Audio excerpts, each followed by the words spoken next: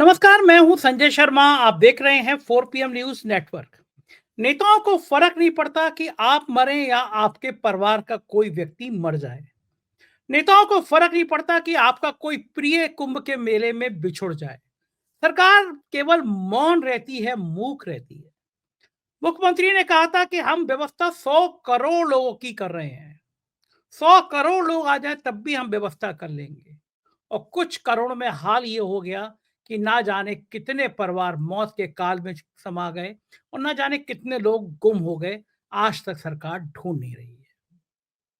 जिस जगह मातम का ऐसा दौर छाया हो, जहां लोग बिलक बिलक कर रो रहे हो, अपने परिजनों को तलाश कर रहे हो, उस दुख भरे क्षण को बांटने के लिए नहीं, बल्कि दिल्ली के चुनाव को प्रभावित करने के लिए प्रधानमंत्री नरेंद्र मोदी आज कुंभ में डुबकी लगा रहे हैं। पूरा देश कह रहा है कि प्रधानमंत्री को इस दुख की घड़ी में राजनीति नहीं करना चाहिए। सबको पता था कि दिल्ली के चुनाव जिस दिन होगा, प्रधानमंत्री कुंभ में उस दिन डुबकी लगाएंगे। और अब बड़ी बात यह है कि सबको इंतजार है कि प्रधानमंत्री डुबकी लगाने के बाद जो लोग मरे हैं, क्या उनको श्रद्धांजलि देंगे? ये मानेंगे कि उनकी सरकार से गलती हुई? ये मानेंगे कि उनकी सरकार ने ऐसे भ्रष्ट अफसर को मेला अधिकारी बनाया? ये मानेंगे कि ऐसे चरित्रहीन व्यक्ति को डीआईजी कुंभ बनाया गया, जिसके लिए मुख्यमंत्री ने खुद खराब शब्दों का इस्तेमाल किया गया? कुंभ में अभी भी ना जाने कितने लोग अपने परिजनों को तलाश कर रहे हैं। इस बीच में हमारे रिपोर्टर क्षितिज कांत ने एक और धमाल कर दिया। वो अस्पताल में गए, अस्पताल के अंदर जाके एक और स्टिंग ऑपरेशन कर दिया और उस रजिस्टर को तलाश निकाला, जिस रजिस्टर में मरने वालों के फोटो और नाम लिखे हुए थे। ये आज के वीडियो में क्षितिज कांत का ये स्टिंग क्षितिज कांत से बातचीत में आपको दिखाऊंगा। लेकिन हो क्या रहा है? भारतीय जनता पार्टी की सांसद हेमा मालिनी कह रही हैं, कुंभ की व्यवस्थाएं तो बहुत लाजवाब थी। जब इतने ज्यादा लोग आ जाते हैं तो थोड़ी मोड़ी अव्यवस्था तो हो जाती है। संजय निषाद यूपी सरकार के मिनिस्टर कह चुके हैं कि ऐसी छोटी मोटी घटनाएं तो होती रहती है। कितनी मौतें हुई हैं, संसद में खड़गे जी खड़े होकर कह रहे हैं कि हजारों मौतें हो गई हैं। सरकार अधिकृत आंकड़ा तो दे। सरकार कुछ बोलने को तैयार नहीं है। कुंभ से रोज दिल दहलाने वाली घटनाएं सामने आ रही हैं। क्षितिज कांत ने जब मुझे पोस्टमार्टम के बाहर कपड़ों का ढेर का वीडियो भेजा तो मेरा दिल दहल गया। वो वीडियो भी आज आपको मैं दिखा रहा हूं। कुंभ में प्राइवेट गाड़ी में लाश ढोने वाली गाड़ी, प्राइवेट गाड़ी लगाई गई और फिर उस गाड़ी को भी क्षितिज ने ढूंढ निकाला कि वो गाड़ी पोस्टमार्टम पे क्या कर रही थी। बहुत खोजी पत्रकार है। मैं ऐसी कोई खबरें नहीं दिखाना चाहता था। मैं बड़ा खुश था कि कम से कम ये स्नान शांतिपूर्ण तरीके से निपट गया। मैं कामना करता हूं कि कुंभ का मेला बहुत भव्य तरीके से, शांतिपूर्ण तरीके से निपट जाए। लेकिन उससे पहले सरकार हर हालत में ये घोषणा करे कि किन किन की मौत हो गई, कौन कौन लापता है। छुपाने की कोशिश ना करे सरकार। कम से कम उन लोगों के जख्मों पर नमक तो ना छिड़के। जिस तरह उल्लास भरे फूल बरसाए जा रहे हैं। अखिलेश यादव ने बहुत तीखा हमला बोला है और कहा है कि जिस समय लाशें पोस्टमार्टम हाउस पे रखी हुई थी, उस समय ऊपर फूल बरसाए जा रहे थे। क्या कहा अखिलेश यादव ने, ये सुनिए। चमत्कारी करिश्मा तो ये हुआ है, श्रद्धालुओं के शव मिल गए थे, पर सरकार स्नान करने वाले मरने वालों की बात स्वीकार नहीं कर रही थी। और इससे ऊपर ये बात जो वहां पर और हुई, अध्यक्ष महोदय, जब ये जानकारी हो गई कि कुछ लोगों की जान चली गई, लाशें हैं जो मोर्चरी में पड़ी हैं, अस्पताल में पड़ी हैं, उसके बाद सोचिए सरकार क्या कर रही है।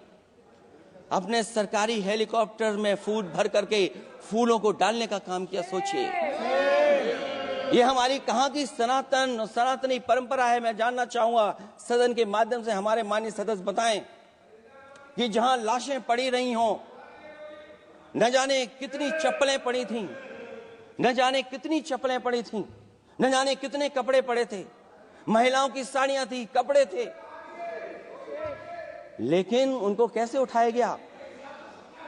उन सबको उठाया गया जेसीबी मशीन से, ट्रैक्टर की ट्रॉली से, उनसे उठा करके कहां फेंका कोई नहीं जानता, लेकिन जब उनको लगा कि वहां से बदबू आ रही है तो यही सरकार के लोग छिपाने लगे हैं।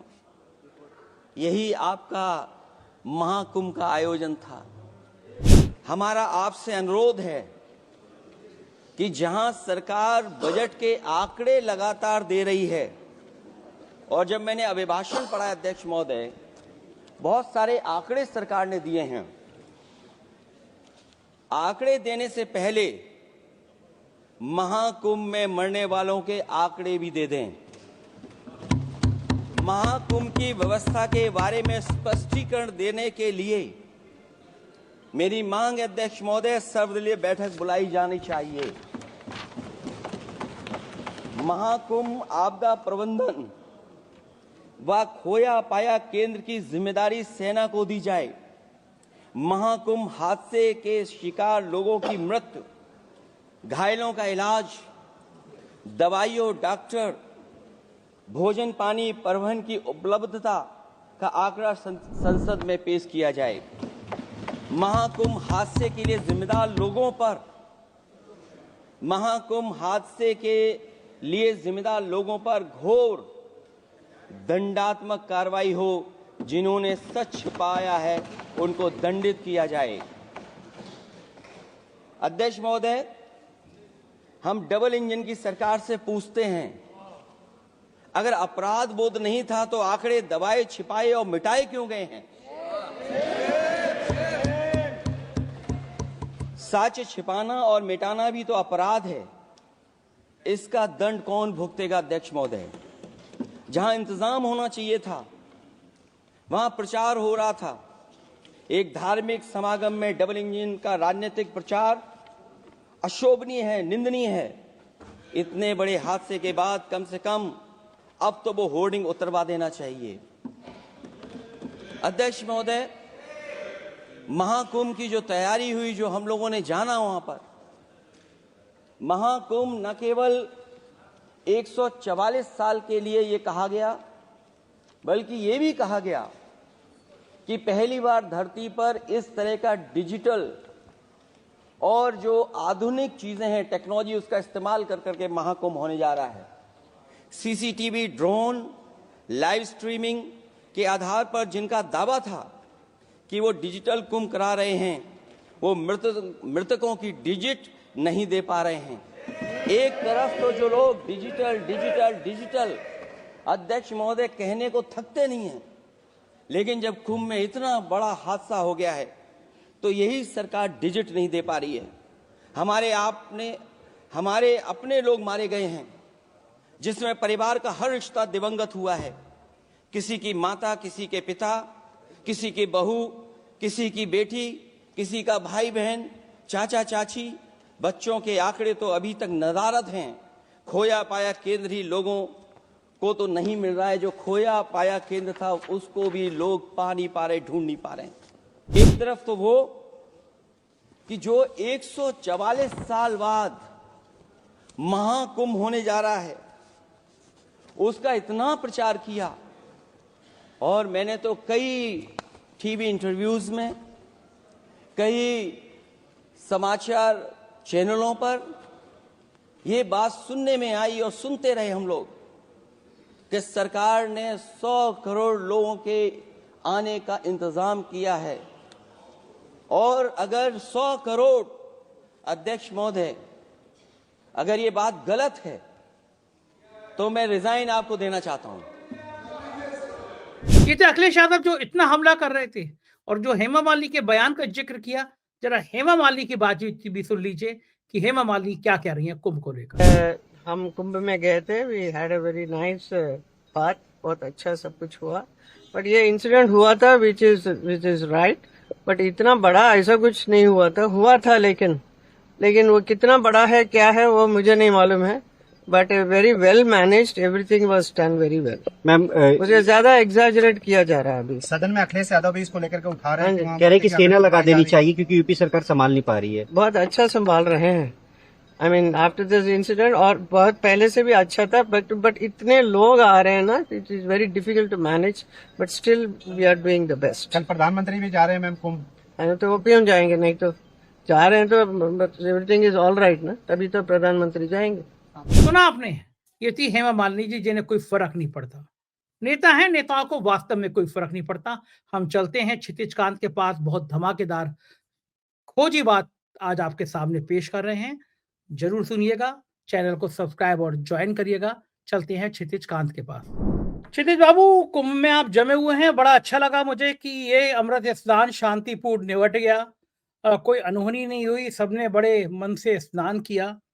लेकिन पॉलिटिकल पार्टियां बहुत नाराज हैं। सब कह रही हैं कि जब समय लाशें वहां पे बिछी हुई थी, अब तो संसद में सैकड़ों और हजारों मौतों का जिक्र होने लगा है। खुलेआम लोग कहने लगे हैं, डर भी नहीं रहे हैं। हालांकि कल 5-6 पत्रकारों के जिनके पोर्टल उनके खिलाफ एफआईआर भी लिखाई गई। शायद ये मनोवैज्ञानिक डर दिखाने की कोशिश होगी मीडिया हाउस को कि एक ना एक दिन नंबर सबका लगेगा अगर कुंभ पे बोलोगे। हमसे भी कुछ लोगों ने कहा, हमने कहा हंसे हम, अपने काम कोई भी चीज ऐसी नहीं होती है जो उसका प्रमाण हम पे ना हो या हम हवा में बोल रहे हैं। जो घटना घटी है वो दिखाना फर्ज है, इसलिए हम दिखा रहे हैं।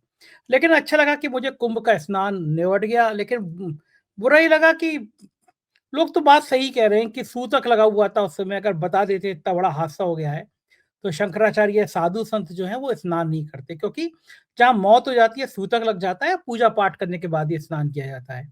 तो अभी मुक्तेश्वरानंद जी को तो बेचारे को उनको ही ट्रोल कर दिया सब भक्तों ने, उनको ही शंकराचार्य मानने से इनकार कर दिया। अब शंकराचार्य बढ़ गए, 13 शंकराचार्य बनाम मेरा शंकराचार्य।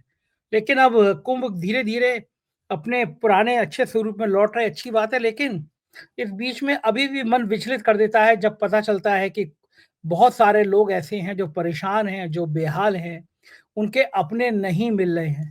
क्या सीन है पूरा, क्या तस्वीर है क्षितिज, बताइए जरा। सर, हम लगातार बने हुए यहाँ प्रयागराज में अलग अलग स्थानों पर, अलग अलग हॉस्पिटल्स पर अभी भी सेम वैसी स्थिति बनी हुई है। लोग उत्तर प्रदेश के बाहर के जो प्रदेशों से जो आ रहे हैं वो लगातार अपने परिजनों को ढूंढ रहे हैं। कई लोग का ऐसा कहना है कि जो शव है उनका उन्होंने जो पहचान कर ली तो उनको शव नहीं दिया जा रहा, जबरन सिग्नेचर करवा ली गई है, पोस्टमार्टम करने से मना कर दिया गया कि पोस्टमार्टम नहीं करा जाएगा। और यहाँ तक के परिजनों ने आरोप लगाया कि सादे पेपर पे उनसे दस्तखत करवा ली गई और उसमें अपने हाथों से लिखा गया है कि ये पोस्टमार्टम नहीं करवाना चाहते।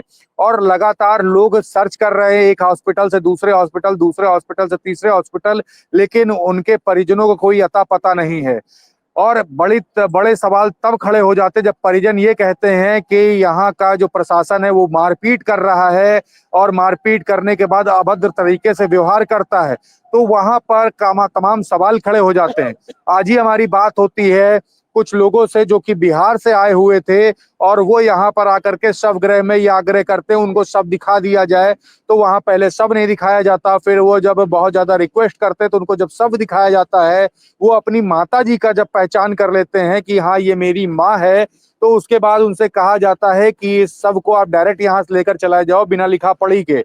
उसके बाद जब वो ज्यादा दबाव बनाते हैं उनके परिवारीजन, तो उनसे सादे कागज पे दस्तखत करा लिया जाता है और उनसे कहा जाता है कि बिना पोस्टमार्टम के लेकर के जाओ। तो इस तरीके के आरोप लगाए हैं और ये बड़े सवाल खड़ा कर रहा है प्रशासन पर, जो इस समय यहाँ पर मुस्तैद है प्रयागराज में या फिर मेले के प्रशासन के तौर पे यहाँ पर मौजूद है। जी सर। क्षितिज, ये जो आप बात बता रहे हो कि सादा कागज पे हस्ताक्षर करा लिए, तो ये सब बात उन्होंने आपसे मौखिक रूप से बताई है, कैमरे पे बताई है, कैसे जी, बताई है? ऑन कैमरा हमसे बात हुई है, हमने उनसे जाकर के प्रॉपर रिकॉर्डिंग की है और वो हमें लगातार जब बताते हैं तो काफी दुखी होते हैं और हम भी व्यथित हो जाते हैं कि आखिरकार जब लगातार बात कर रहा है कि अमृत स्थान है, स्नान है, जो प्रशासन सरकार बात कर रही है अमृत स्थान है तो स्नान है, तो उसमें इस तरीके की स्थिति क्यों क्रिएट हो रही है? प्रशासन मारपीट क्यों कर रहा है श्रद्धालुओं से, क्यों उनको परेशान कर रहा है? ये तमाम सवाल खड़े हो जाते हैं। जी सर। क्षितिज, मैं आपसे रिक्वेस्ट करूंगा कि बातचीत का सिलसिला आगे बढ़ाएं, उससे पहले जरा उनकी बातचीत सुनवा दीजिए, जो दर्द है उनका वो जरा दर्शकों को सुनवा दीजिए, क्या कह रहे हैं आप? हम लोग यहाँ प्रयागराज में आए, हम लोग की माँ 29 तारीख को जो भगदड़ हुआ सेक्टर नंबर 21 पर, वहाँ ले घूमे। हम लोग यहाँ 6 दिन 5 दिन से खोज रहे हैं, ऐसा कोई हॉस्पिटल रेलवे स्टेशन कोई भी जगह नहीं हो कि जहाँ हम लोग भटक भटक कर खोज नहीं। हम लोग 5 दिन से कुछ खाए भी नहीं है, खाली पानी पी पी कर घूम रहे हैं। हम लोग गए थे स्वरूप रानी जो हॉस्पिटल है, वहाँ पर हम लोग गए तो वहाँ पर कुछ पता चला कि यहाँ जो मोतीलाल मेडिकल कॉलेज है ये मुरसली में, उसमें कुछ लाशें हैं। हम लोग आए यहाँ पर तो पहले तो हम लोग को जाने नहीं दिया गया अंदर। हम लोग किसी तरह से गए वहाँ पर तो अपने बॉडी को हम लोग पहचान किए। हम लोग बॉडी को पहचान किए तो हम लोग के साथ वहाँ पर कागज़ जो है ज़बरदस्ती सिग्नेचर और साइन करवाया गया और बोल रहा है एम्बुलेंस आ गई, बोल रहे कि अपना लाश ले जाओ। हम बोले कि हमारे लाश को पोस्टमार्टम बॉडी को होनी चाहिए। तुम लोग बोल रहे हो पोस्टमार्टम नहीं होगी, अपना ले जाओ, नहीं तो तुम लोग को 400 फर्जी में फंसा देंगे, तब तुम्हारा बॉडी नहीं है। जेल भेजने का हाँ, धमकी जेल भेजने नहीं, यहाँ पर मारामारी हो गया है हम लोगों से। हमारा मोबाइल छीन लिया गया, हमको यहाँ पर मार दिया गया है। किसने मारा? ये प्रशासन यहाँ पर जो थी वो मारा है। ये पुलिस वाले ने? हाँ, हम भाग कर वहाँ पर दौड़ कर हम अपना जान बचा कर वहाँ पर भागे। हम लोग को धमकी दे दिया जा रहा है कि तुम लोग को फंसा देंगे, तुम्हारी माँ नहीं है। ऐसे जो माँ 9 महीना हम लोग को पाली और खिलाई इतना बड़ा कि पोल पास कर, वो बेटा अपने माँ को नहीं पहचानेगा कि किसका बॉडी है। यहाँ क्या बोला आपसे? यहाँ बोला कि अपना बॉडी ले जाओ, यहाँ पोस्टमार्टम नहीं होगी। नहीं तो हम बोले कि हमारी ही माँ है, तो बोल रहा है कि नहीं पोस्टमार्टम नहीं होगा, अगर पोस्टमार्टम कराओगे तो तुमको 420 में फंसा देंगे, तुम्हारी माँ नहीं है। 7 दिन ले क्या करो, गाली गलौज कर रहा है हम लोगों के साथ, गाली गलौज हुआ है हाथापाई। अंदर गए थे आप? हाँ, अंदर गए थे हम। अंदर क्या हुआ? अंदर नहीं, यहीं बाहर गेट पर हुआ है। और अंदर गए तो अंदर हम लोग से जबरदस्ती सिग्नेचर करा गया और हम लोग का आधार कार्ड मांगा गया। सिग्नेचर पे क्या लिखा, किस कागज पे सिग्नेचर करवाए? उस पर लिखा हुआ था, हम उतना ध्यान नहीं दिए, उसी पर सिग्नेचर करा गया। तो हम बोले कि हमको भी रिसीव दीजिए, तो कह रहा है कोई रिसीव नहीं है। पढ़ने नहीं दिया गया कागज? नहीं, पढ़ने नहीं दिया गया है, ले लिया गया है। शव दिखाया गया आपको? हाँ, दिखाया गया। आपने भी शव देखा? जी मैंने भी साउथ तो उसमें बॉडी पे एक कोई नंबर लिखा होगा, नंबर लिखा हुआ था? जी ऐसा वो याद नहीं कुछ नहीं, है। बॉडी को घर में रखा गया है उसी तरह भुइयां में। कमरे में रखा हुआ है? हाँ, कोई नंबर नहीं लिखा हुआ है? कोई नंबर लिखा हुआ है उसका अभी याद नहीं है मेरे को। कुछ दिखाया अंदाजा 50, 51, 52, 53, 54? ऐसे 50 से भी प्लस ही था। अब क्या लिखा था अब? 50 प्लस नंबर है कोई? हाँ जी जी। कुछ याद है आपको? 57 न 57 लिखा हुआ है। 57 लिखा हुआ है।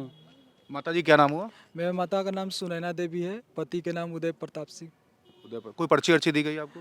नहीं, पर्ची अभी अभी नहीं कुछ मिला। नहीं दिया है। हम यही चाहते हैं माननीय आदित्यनाथ जोगी जिले के हमारे जो बॉडी मिला है उसका पोस्टमार्टम कराया जाए, और मीडिया से भी यही कहना चाहते हैं कि हमारे बॉडी को पोस्टमार्टम कराया जाए। बहुत क्षितिज जी, देखा मैंने, ये आदमी बहुत दुखी लग रहे थे। अभी भी क्या आपको बहुत संख्या में लोग ऐसे मिल रहे हैं जिनके परिजन नहीं मिल पा रहे अभी तक? उनके लिए क्या नाम है, कैसे कैसे कहाँ तलाश करें वो? जी लगातार सर हम यहाँ बने हुए हैं, कोई ना कोई परिजन पूरे 24 घंटे में कहीं ना कहीं मिल जाता है। हम लगातार मेला क्षेत्र में रहते हैं, थाने चौकी हम भी जा रहे हैं, खोया पाया केंद्र जा रहे हैं और साथ ही साथ पोस्टमार्टम हाउस हर अस्पताल में जा रहे हैं। और लोग लगातार हमसे मिलते हैं और यही कहते हैं कि हमारे परिजन नहीं मिल रहे और किसी भी प्रकार से प्रशासन मदद नहीं कर रहा, पैदल चलना पड़ रहा है पूरा दिन। तो ये स्थिति यहाँ पर लगातार बनी हुई है। और बड़ी बात ये 4 PM न्यूज नेटवर्क लगातार इस चीज पर वर्क भी कर रहा है कि लोगों की मदद हो सके। तो उस कारण से भी लोग हमारे पास आते हैं और अपनी जो मुसीबत में पड़े हुए हैं, जो अपना दुख है, जो परेशानी है, वो लगातार हमें हमारे साथ साझा करते हैं और कहते हैं कि कृपा करके अपने चैनल के माध्यम से दिखाएं, क्योंकि 4 PM न्यूज नेटवर्क के माध्यम से काफी लोग रेस्क्यू भी हुए हैं। सर बहुत अच्छी बात है, किसी के दुख दर्द में इसी तरह साथ खड़ा होना चाहिए। प्रधानमंत्री आ रहे हैं और पूरे कुंभ में जगह जगह होर्डिंग नजर आ रहे हैं योगी के, मोदी के। एक महामंडलेश्वर ने तो बयान भी दे दिया, बहुत वायरल हो रहा था कि लग ही नहीं रहा है कुंभ साधु संतों का, ये तो मोदी योगी का है। पूरे होर्डिंग लगा दिए गए सब। अब सब लोग कह रहे हैं कि कितना खराब बात है, 5 तारीख को आज दिल्ली में वोट पड़ रहे हैं और आज प्रधानमंत्री जी डुबकी लगाएंगे। गोदी मीडिया के चैनलों को निर्देश दे दिया गया है कि पूरे दिन प्रधानमंत्री की ये डुबकी नजर आती रहनी चाहिए वोटिंग के टाइम तक, इससे दिल्ली के मतदाताओं पे मनोवैज्ञानिक दबाव पड़ सके। क्या 5 तारीख को राजनीति, क्या प्रधानमंत्री को 5 तारीख को डुबकी लगाना शोभा देता था? मुख्यमंत्री जी ने अभी तक मृतकों की संख्या आई है। क्या कल प्रधानमंत्री बताएंगे कि इतने लोग मारे गए? क्योंकि हाउस में खड़गे जी ने हजारों मारे गए कहा था, बवाल हो गया था। अखिलेश यादव ने बहुत तीखा हमला किया है, कहा है कि ये कभी परंपरा नहीं रही। जो समय होता था आजादी के पहले से बाद तक, जो समय होता था हमेशा अखाड़ों ने उसी समय स्नान किया। ये पहली बार परंपरा टूटी है। बहुत तीखा हमला करते हैं। तो क्या प्रधानमंत्री जी, क्या लगता है कि कल जब प्रधानमंत्री आएंगे यहाँ पे डुबकी लगाएंगे, उससे पहले मीडिया को बाइट भी देंगे, तो क्या प्रधानमंत्री जी इस बात के लिए प्रायश्चित करेंगे कि उनकी भारतीय जनता पार्टी की सरकार के कार्यकाल में एडमिनिस्ट्रेशन इतना निकृष्ट था, इतने भ्रष्ट अफसरों को मेला अधिकारी बना दिया गया था, नैतिक और चारित्रिक पतन जिस डीआईजी का हो चुका उसे डीआईजी मेला बना दिया गया था, तो क्या प्रधानमंत्री गलती स्वीकार करेंगे कि सरकार से गलती हो गई? और क्या प्रधानमंत्री जो मारे गए हैं लोग, जो मृत हो गए हैं, उनके प्रति श्रद्धांजलि देंगे? क्या सेना को लगाएंगे कि जो लोग खो गए हैं उनकी जल्दी से जल्दी पहचान हो, पता चले वो कहाँ चले गए लोग? क्या प्रधानमंत्री इस तरह का कुछ करेंगे? क्या लगता है, लोग क्या कह रहे हैं?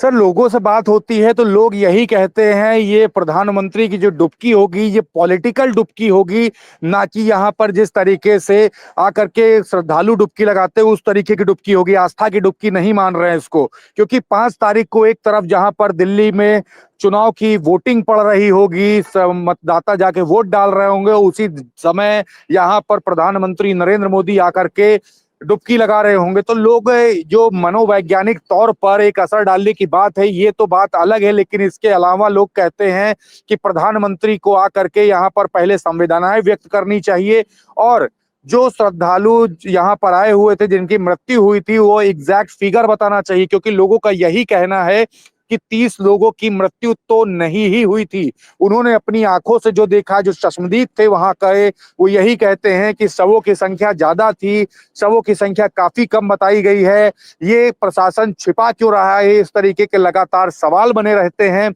और प्रधानमंत्री नरेंद्र मोदी यहाँ पर जब आ रहे हैं तो कहीं ना कहीं लोगों के बीच में यही है कि उस प्रशासन को फटकार जरूर लगानी चाहिए जिसके कारण तमाम लोगों ने अपने लोगों को खोया है, तमाम लोग लापता हैं और तमाम लोग जिनकी मृत्यु हुई है उनको लेकर के संवेदना व्यक्त करनी चाहिए और साथ ही साथ एक बड़ी फटकार लगानी चाहिए उन तमाम अधिकारियों पर जो अधिकारी यहाँ पर बने हुए हैं और यहाँ पर जो हजारों करोड़ रुपए लगाए गए हैं उसकी मलाई खाने को यहाँ पर पूरे तरीके से बने हुए हैं। और इन चीजों को लेकर के तमाम सवाल भी खड़े हो रहे हैं कि प्रधानमंत्री नरेंद्र मोदी को इस घटना के बाद नहीं ही आना चाहिए था, लेकिन अगर आ भी रहे हैं तो वो प्रेस कॉन्फ्रेंस में बोलेंगे क्या। लोग यहाँ तक के जिक्र कर देते हैं जो मणिपुर की घटना हुई थी उसको लेकर के बात होती, जो मणिपुर का मां ना बोला हो यहाँ महाकुंभ का मां कैसे बोलेगा।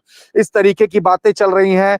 अब देखने वाली बात यही है कि प्रधानमंत्री जब आएंगे तो वो संबोधन के समय क्या कुछ बात करेंगे, सभी इंतजार कर रहे हैं सर। लेकिन मुझे आप ये कैसी आस लगाए बैठे हैं कि प्रधानमंत्री जी प्रेस कॉन्फ्रेंस करेंगे? 11 साल के टाइम में उन्होंने एक ही प्रेस कॉन्फ्रेंस करी अमेरिका में, अभी वो भुगत गए। वो अपने भक्तों को बुला बुला के इंटरव्यू देते हैं, जो उनसे पूछते हैं आम काट के खाते हैं, चूस के खाते हैं, थकते तो नहीं, बटुआ रखते हैं। इस तरह के लोगों से बात कर सकते हैं। प्रेस के तीखे सवालों का जवाब हमारे प्रधानमंत्री दे नहीं सकते, दे दिए होते तो अब तक बहुत सारी प्रेस कॉन्फ्रेंस वो कर चुके होते। इस बीच में आपने क्षितिज जैसा मुझे फ़ोन पे बताया कि आप एक अस्पताल में गए, आपने फिर एक स्टिंग किया और इस स्टिंग में आपने लाशों का वो रजिस्टर तलाश कर लिया, जिसमें लाशों का ब्यौरा दर्ज था। तो वो जो है मैं साइड की विंडो में वो दिखवा रहा हूँ, सीन जो रजिस्टर है ये लगातार आप देख रहे हैं, ये लाशों का बही खाता जमा है, नाम पता लिखा जाता है इसमें सारा। ये आप रजिस्टर को आपको छूने किसने दिया? आपको मार के भगाया नहीं गया वहाँ से? डरे नहीं है आपकी कोई भी ज़रा बारात चढ़ा देगा? आपका चेहरा तो बिल्कुल चित परिचित हो चुका है। इलाहाबाद में बच्चा पहचान गया क्षितिज को। और नहीं लगा अस्पताल में घुसते हुए? कैसे घुसे? सर, डर की बात तो सर अलग है, बड़ी बात यह है कि अभी भी लगातार लोग जो हैं, जो जनता है वो काफी परेशान है और हमारा दुख नहीं देखा जाता उन लोगों का। जब हमारे पास आते हैं वो कहते भैया हमारे परिजन खो गए और नहीं मिल रहे हैं। हम गए अंदर, हमने जाकर के रिकॉर्ड किया, हमारे साथ एक साथी भी था, उस साथी ने कहा है कि हमारा नाम न डिक्लेयर किया जाए क्योंकि उसको भी डर है कि कहीं प्रशासन कुछ कर ना दे। जिस तरीके से मुकदमे हो रहे हैं, FIRs हो रही हैं, हम अंदर जाते हैं, हमने जाकर के जब रिकॉर्ड किया तो उस समय जो रजिस्टर पलट रहे थे तो एक नंबर लिखा हुआ था 267/25। ये नंबर क्या है ये मैं पुष्टि नहीं करता और ये भी नहीं पुष्टि कर सकता हूं कि ये वही शव हैं जो मेले से आए हुए लोग थे। लेकिन ये जब रजिस्टर की रिकॉर्डिंग कर रहा था तो पीछे से आकर के लोग घेर लेते हैं और हाथ पे जब झटका मारते तो हमारे पास जो डिवाइस होती है वो डिवाइस बंद हो जाती है, तो 4 से 5 पेज हम रिकॉर्ड कर पाते हैं। और जिस तरीके से वहां पे स्थिति थी उससे यही लगता है कि कहीं ना कहीं प्रशासन कुछ छिपाने की कोशिश जरूर कर रहा है, क्योंकि हम उस उस रजिस्टर तक पहुंच चुके थे स्वरूप रानी हॉस्पिटल में, जिस रजिस्टर में पोस्टमार्टम हुए शवों की एंट्री थी और उसमें तमाम ऐसे भी शव थे जिसमें लिखा हुआ था अज्ञात। तो अज्ञात शव वाकई में ये माना जा सकता है कि हो सकता है कि मेले में जो भगदड़ हुई है वो वहीं के हों। और लगातार जब हम इन सब चीजों में लगे हुए हैं और जब जाकर के कोई रिकॉर्डिंग ऐसी करना चाहते हैं तो इस तरीके की गतिविधियां लगातार बनी रहती हैं। हम जब जाते हैं वहां पर तो एंट्रेंस पे ही पहले मुझे रोक लिया जाता है। हम कहते हैं कि हमारे भी परिजन खो गए। हम एक पैम्फलेट लिए होते हैं और जिसमें एक खोया पाया केंद्र में हमने पाया था, वो पैम्फलेट लेकर जाते हैं कि हमारे परिजन हैं, हमें दिखा दीजिए, हमें शव मत दिखाइए, आप रजिस्टर ही दिखा दीजिए। तो रजिस्टर जब दिखाते हैं तो वहां पर भी हमारे पीछे लोग होते हैं और इस तरीके की स्थिति हो जाती है कि हमारे साथ कुछ भी हो सकता था। धक्का दिया जाता है हाथ पे और डिवाइस स्विच ऑफ हो जाती है। लेकिन 4 से 5 पेज ये इंगित जरूर करते हैं कि कुछ ना कुछ उस रजिस्टर में जरूर दर्ज है जो लोगों तक लाने नहीं दिया जा रहा है और लोगों से छुपाया जा रहा है, प्रशासन से, हम लोगों से, मीडिया हाउसेस से छुपाया जा रहा है। और बड़ी बात ये, इसी तरीके की स्थिति जो मेडिकल कॉलेज है, जो जहां पर लगातार शवों को हमने लाइव कैमरे पे दिखाया जा था, वहां पर भी इसी तरीके की स्थिति बनी हुई है। आज हम वहां पर भी रिकॉर्डिंग करने पहुंचे थे तो वहां पर भी प्रशासन निकल आया था और रुकने का प्रयास किया गया था। क्या स्वरूप रानी हॉस्पिटल की बात की जाए, क्या मेडिकल कॉलेज की बात की जाए, हर जगह इसी तरीके की स्थिति बनी हुई है सर। जी सर। क्षितिज खान, जो तुम्हारे संगी साथी थे वो 4PM के ही है ना? 4PM का स्टाफ है ना? वो नाम भली ना बता रहा हो बेचारा। सर 4PM के स्टाफ है, हमारे साथ में ही लगातार बने हुए हैं और पूरे मेले के दौरान वो लगातार कई ऐसी भी कवरेज कर चुके हैं हमारे साथ जो 4PM में इस समय मिसाल कायम कर रही है। और लोगों के बीच में जब हम जाते हैं तो पब्लिक मुझसे इंटरेक्ट करने से पहले उनसे इंटरेक्ट कर रही है। हमारे 4PM के में मैं कह सकता हूँ मेरे साथ एक साये की तरह लगातार वो साथ बने रहते हैं। जी सर। बहुत अच्छी बात है। 2 दिन पहले शायद आप वहाँ पोस्टमार्टम हाउस भी गए थे, वो वीडियो अब आज जी। आया है।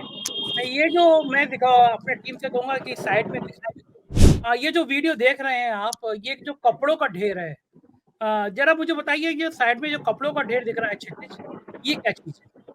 ये सर स्वरूप रानी हॉस्पिटल के अंदर जो पोस्टमार्टम हाउस है उसके जस्ट बाहर ये कपड़ों का टीला लगा हुआ है। और ये कपड़ों के टीले ये 1, 2, 3 शवों के नहीं है, ये कहीं ज्यादा, उससे ज्यादा शवों के लग रहे हैं। और इसमें यहाँ पे जो ये कपड़े रखे हुए हैं इसमें कुछ ऐसे भी कपड़े हैं जो श्रद्धालु ही प्रयोग करते। गठरी आप देख सकते हैं इसमें, और ये जो गठरी है ये श्रद्धालुओं के पास ही होती है। इसका जो कलर है ये भगवा कलर ये इंगित करता है। तो कहीं ना कहीं ये जो टीला है ये भी काफी संदेह उत्पन्न कर रहा है कि जो ये जो पोस्टमार्टम हाउस है इसके अंदर कुछ ऐसी गतिविधियां हुई है जो संदेह के घेरे में है। ये आगे चल करके जब चीजें जब जांच होगी तब डिक्लेयर होगा, लेकिन उससे पहले ये सब चीजें जो हैं ये संदेह जरूर इस पर ये उत्पन्न कर रही है। क्योंकि आज हम जब पहुंचे थे तो ये पूरा टीला, ये कपड़ों का टीला पूरा गायब था वहां पर और ऐसी कोई भी चीज वहां पर मौजूद नहीं थी। जब हम परसों गए थे तो ये सारी चीजें वहां पर थी सर।